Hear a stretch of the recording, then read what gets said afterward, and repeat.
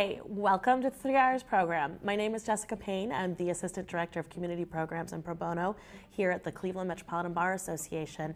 And I'm the person that you're going to be talking to throughout the year as we get you situated in your 3 Hours teams and working with you and giving you support as a volunteer of the program. Today I'm going to be talking a little bit about how you volunteer as a 3 Hours participant. So I'm going to give you an overview of the program, how it works, and give you some logistics and some practical tips. But rest assured that we will be helping you throughout the year. You're not on your own. We provide you the entire curriculum, and we'll make sure that you know what you're doing out in the classroom. To start with, I'm going to give you an overview of how the 3 R's works. The 3 R's stands for rights, responsibilities, and realities. This program is now entering its 11th year in the Cleveland and East Cleveland schools, and we have the goal of helping high school students understand the rule of law, appreciate and understand the U.S. Constitution, and then also give them some career counseling advice from our perspective as legal professionals out in the community.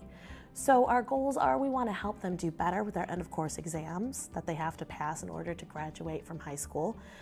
We want to connect with them on a personal level, which you'll see when you're matched with the team and when you're matched with these individual classrooms. You really get to know these students, you really get to know their hopes and their dreams for life after high school, and you'll get to share with them your own professional experience and really let them know that somebody in Cleveland really cares about them.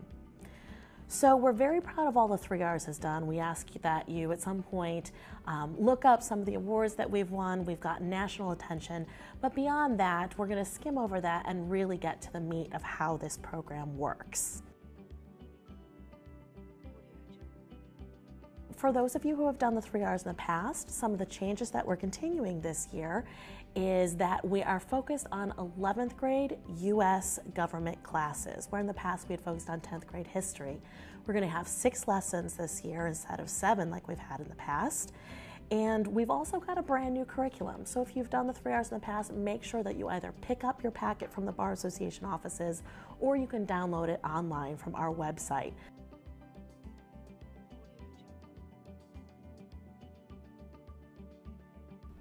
So let me explain a little bit about how the program works.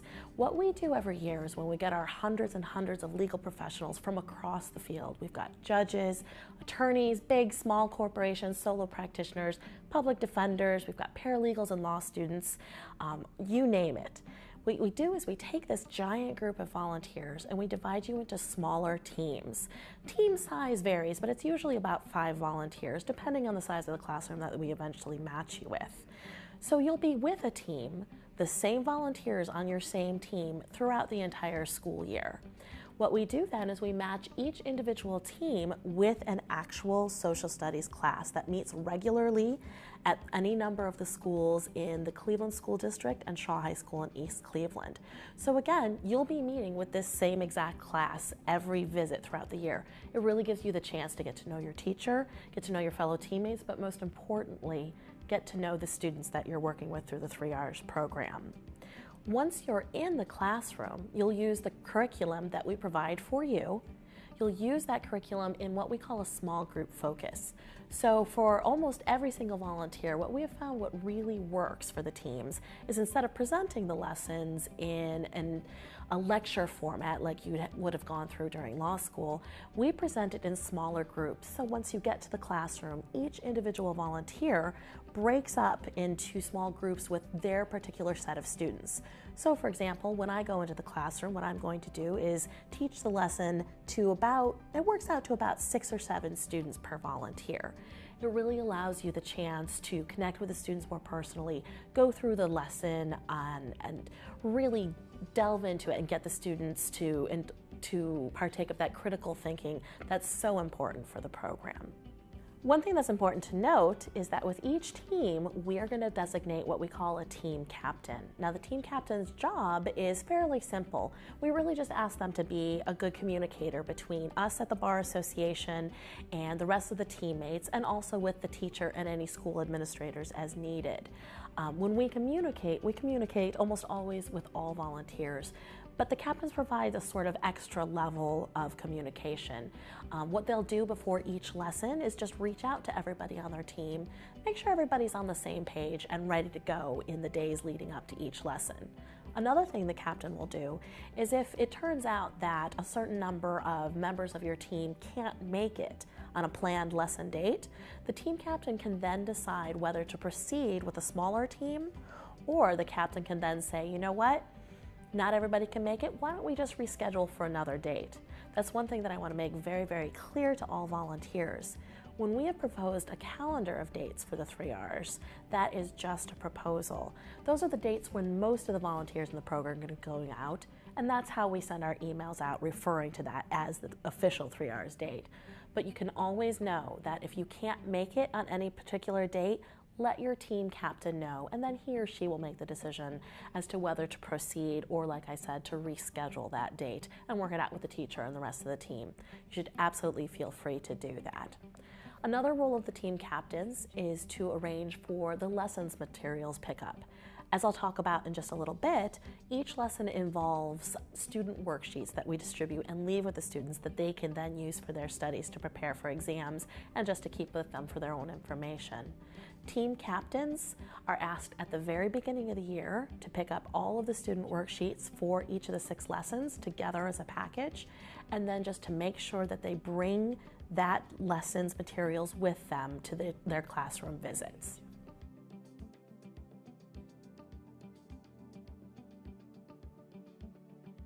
So as I mentioned, we don't just send you out to the classroom and say, good luck to you. We provide a curriculum for you to teach from. This is something that was developed by our 3 Rs Oversight Committee with very close input and suggestions from the school districts, school administrators, and even members of our committee who are former teachers themselves. We worked very hard to make sure that this curriculum is both something that will be fun for you as a volunteer, fun for the students, and will help them with their end of course exams and their life beyond high school.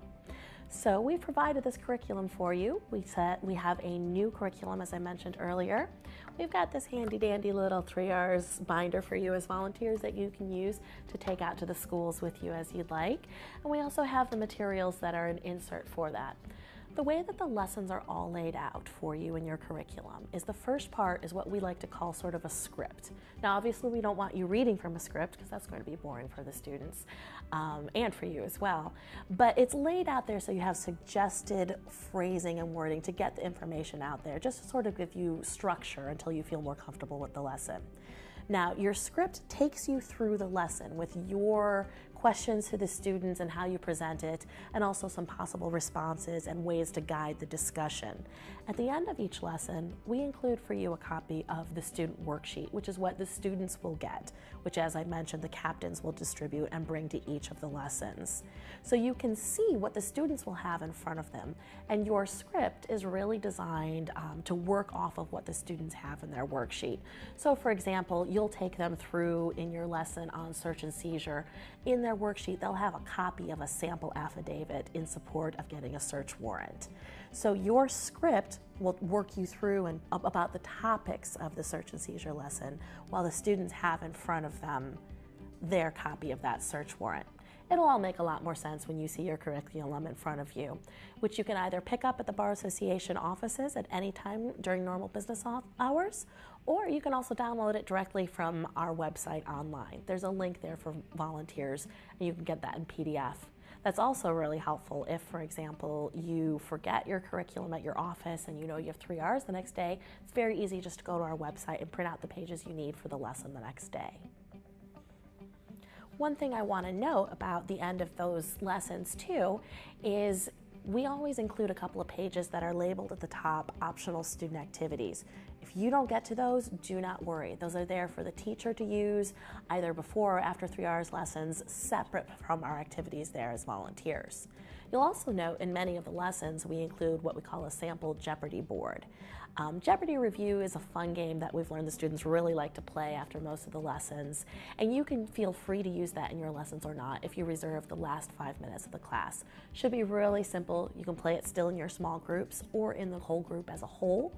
But it's a really fun way for the students to review what they've just learned. And you can always point out to them that the answers for Jeopardy are all contained at the very top of their student worksheet in the section that says Lessons, Facts, Terms, and Concepts.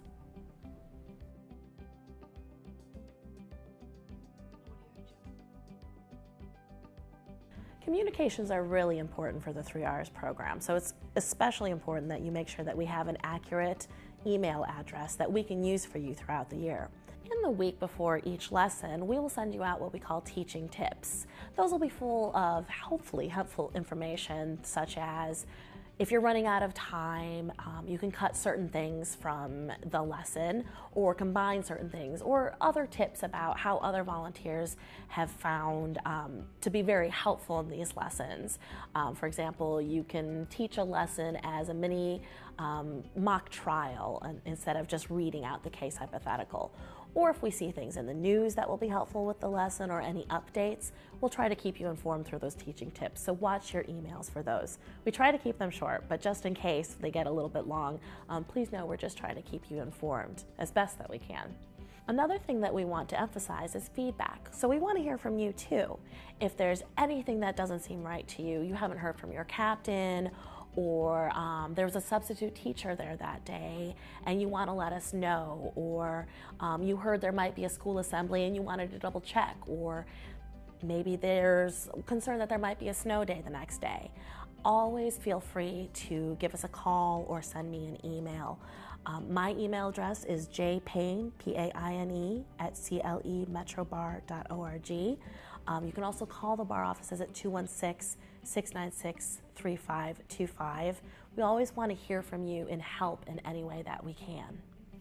In the next several weeks, what we are planning to do before the 3 R's starts is we're gathering all the school and class information from the Cleveland and East Cleveland schools. We take that information and we determine where the biggest needs for all of our volunteers are. So when you signed up online, hopefully you told us if you had any preferences, such as you would like an East Side school or you need to be assigned to a class that meets early in the morning. What we do is we take all those preferences, we take all of your preferences as to who you're on a team with. We take all of those, keep them in mind when we make those matches, and we do our very best to accommodate everybody to the best of our abilities.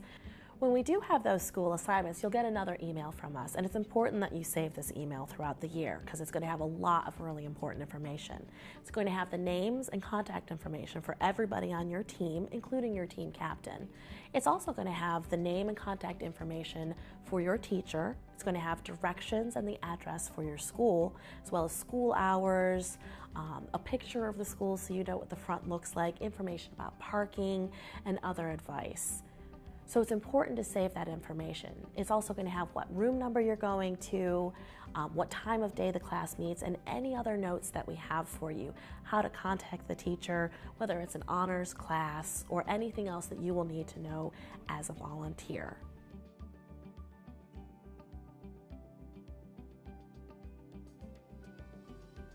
So a couple of words of advice for you as volunteers. First, on the practical side, when you go out to the schools, especially on your first visit, make sure that you bring your ID. Bring that with you every single time, but also especially make sure that you have enough time and you arrive at the school in enough time to go through security and know where you're going in the classroom. Almost all of the schools have metal detectors and will ask you to check in at the front office. Usually it's just signing in and they'll take a copy of your ID before sending you off to the classroom. I would recommend trying to arrive 15 to 20 minutes before your class just to make sure that you have time for parking, for checking in and getting through security and getting to your classroom on time in an organized fashion. In terms of dress code, we often get asked what you should wear. You don't have to wear exactly what you would wear to court, but we do just ask for business casual. Almost all the schools have a dress code for the students, so we feel it's only fair as volunteers ourselves. Other important tips are that time management is really important. It shouldn't take you very long to prepare for the lessons. If you read through your curriculum and spend just 20 minutes really familiarizing yourself with the material before each lesson, that should be plenty. There's plenty of us who go online and do more research just to make sure that we feel comfortable about it.